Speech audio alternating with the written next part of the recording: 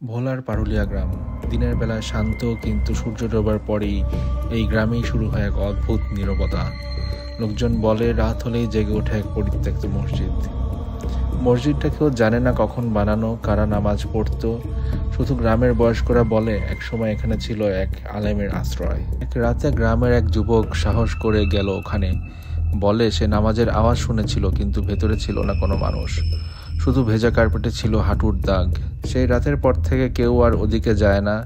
গ্রাম জুড়ে ছড়িয়ে পড়েছে কথা, মসজিদে নাকি ফেরেশতা নয়, অন্য কিছু নামাজ পড়ে। কয়েক বছর আগে এক গবেষক এলেন সত্য জানার জন্য।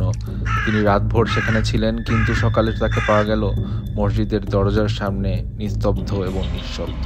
আজও মসজিদটা দাঁড়িয়ে আছে, ভাঙা দেয়াল, শ্যাওলা ঢাকা ইট, আর সেই একই নিস্তব্ধতা। রাত নামলে বাতাসে ভেসে আসে সেই পুরনো আজান। ভোলা জেলার সেই পারুলিয়া গ্রাম আজও জানে না এই নামাজ কোথা থেকে আসে, আল্লাহর ঘর নাকি কোনো হারানো আত্মার ডাক।